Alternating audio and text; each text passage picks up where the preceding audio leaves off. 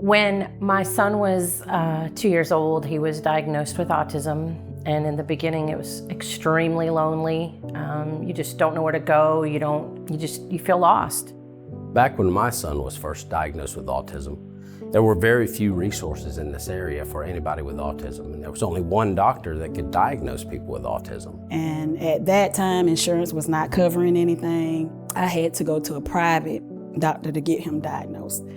And at that time, once I got the diagnosis, I did it all alone. I didn't want to tell my family. I just did it alone. I didn't know what was going on. I've heard of autism, but I didn't know about autism. So I didn't know, I was having a hard time accepting it. So I know my family probably wasn't going to accept it. You know, autism wasn't an epidemic, you know, until this sort of generation. My journey has been a hard journey. I'm a single mom.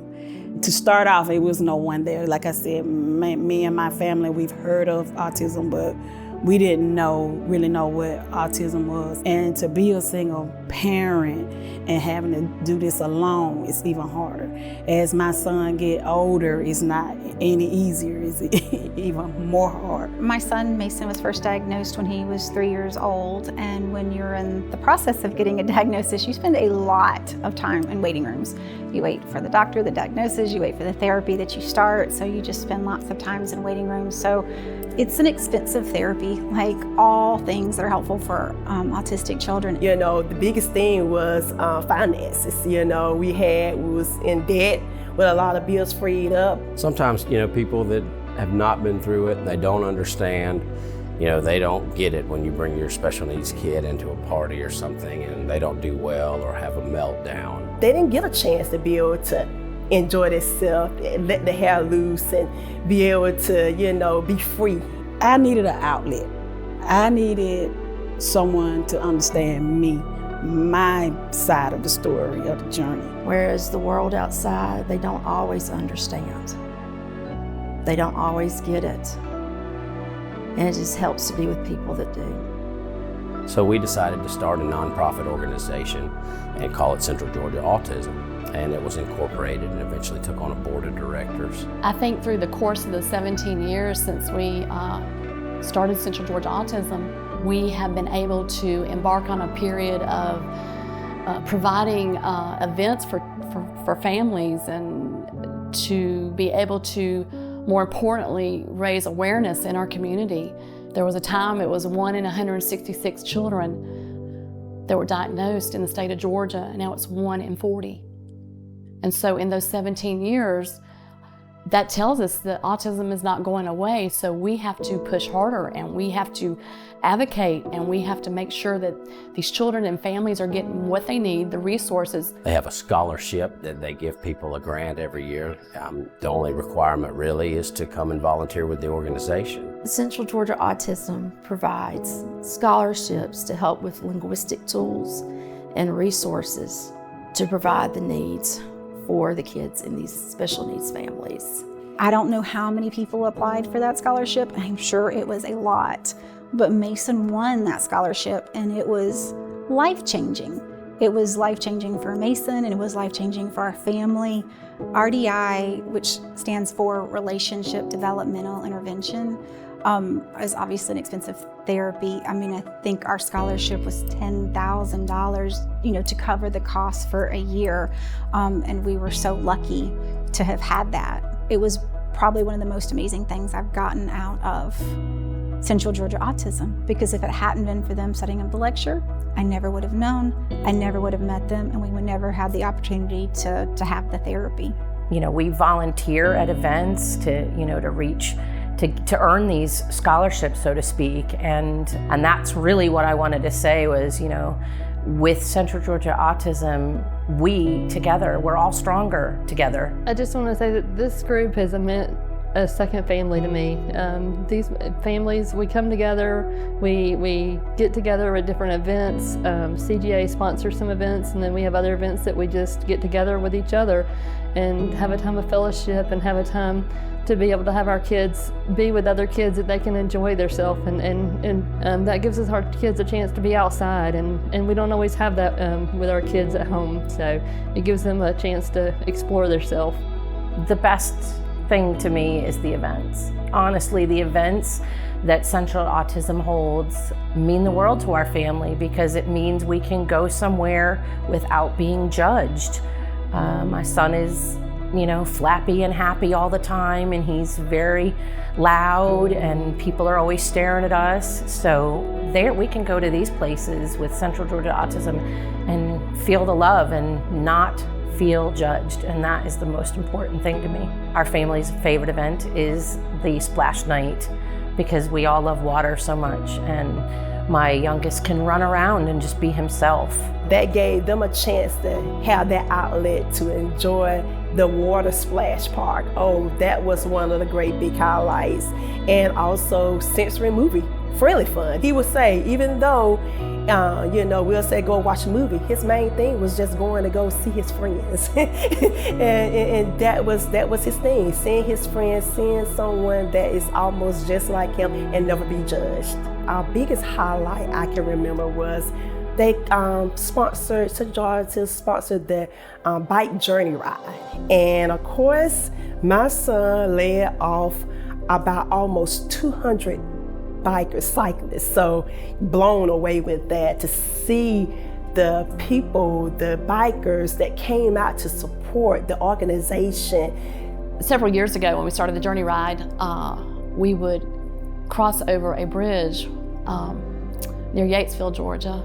Those that on a 30 and 60 would always get to go under that covered bridge. And at that time when we were planning the ride, I thought of how Central Georgia Autism serves as a bridge to the community, to provide the resources, to provide financial scholarships, to provide fun events like trick-or-treating at Lake Tobesofkee. So Central Georgia Autism, a lot of people feel like it's just for the children who have autism, but sometimes our children are actually doing better than we're doing because it's really hard to care for a child on the spectrum sometimes. And sometimes you just need some support. Sometimes you need somebody to ask questions to.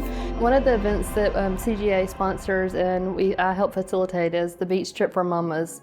We plan a weekend where we leave on a Friday afternoon. We can plan different events and mamas can choose whether they want to be a part of that event or whether they just want to chill and lay back and relax, because a lot of our mamas just need that time to rest and time for themselves. With Central Georgia Autism, I have found so many friendships with wonderful autism moms. We go out for moms' nights. We can get away, just escape for a little while. And so I just pray that each time these mamas come home, they are rejuvenated, can have a new fresh start on this journey that we're on. Central Georgia Autism has grown in a way more than just raising awareness, but it has issued out acceptance between so many children and so many families, and kindness and love and community, and just the aspect of something that can be so difficult. It just gives adoration to the purpose that Central Georgia Autism needs to grow, and it needs to become an outlet for parents that they can depend on. So the Christmas party is one of Taylor's favorite items to go to. He enjoys being able to go in and I'll do all the activities, the inflatables, the arts and craft, getting to meet Santa. It's just a fun event that we can go and relax and know that we're going to have a good time at, and Mama's not chasing him around looking for him, because all of the families there are so much just like us, and so we can open up and be an event that he can enjoy. The first event that we went to was the Christmas party, and I was so nervous because we have been in places where he was not accepted, and had to hear your child say why they don't want me, that broke my heart. And I'm like, okay, I'm not gonna go to anything, we're not gonna go anywhere. And when we went there, I was so nervous, but everybody was so friendly, and he just blended right in. And to know that he could go and be around kids like him, and no one judging him, no one looking if he have a meltdown, it's okay. Some of the kids, really don't do well with a typical Santa Claus, so sometimes it takes a special Santa Claus a little more understanding of them.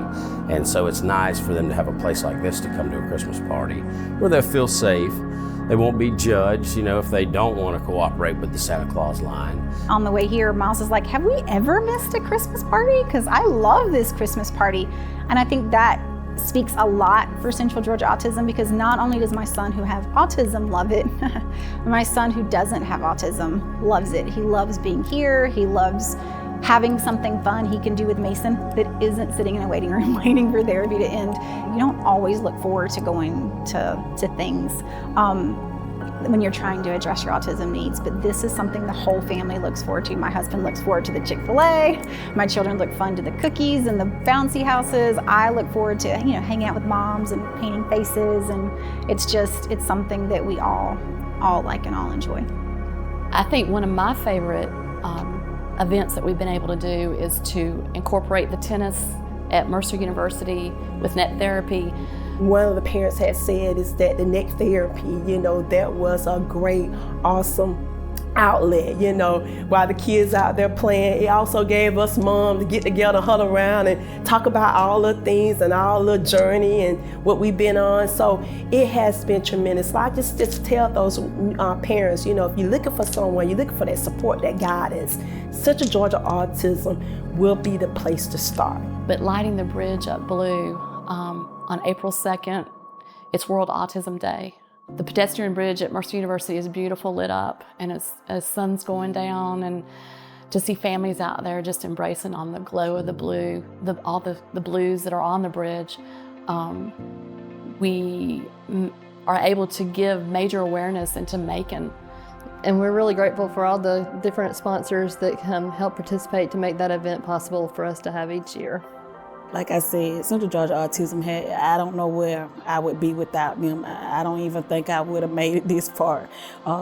With God on my side and Central Georgia on the other, I'm good. I thank you. I pray that they continue to be around for me and other parents to come, because we don't know where we're going to be without them. So I just thank you all so much for being there for me and my son and accepting us just as we are. So when our child was diagnosed in kindergarten and through elementary school, this mama cried lots and didn't ever know if I was going to see the day that he would go to high school. And through all the stuff that we've done with CGA and all the therapies and everything, I can say now that my son's a freshman in high school this year. And he's thriving, and we're going to see the end of high school. You always have to have hope regardless. You have to keep focusing on the tomorrows and not give up, and keep looking forward to the tomorrows.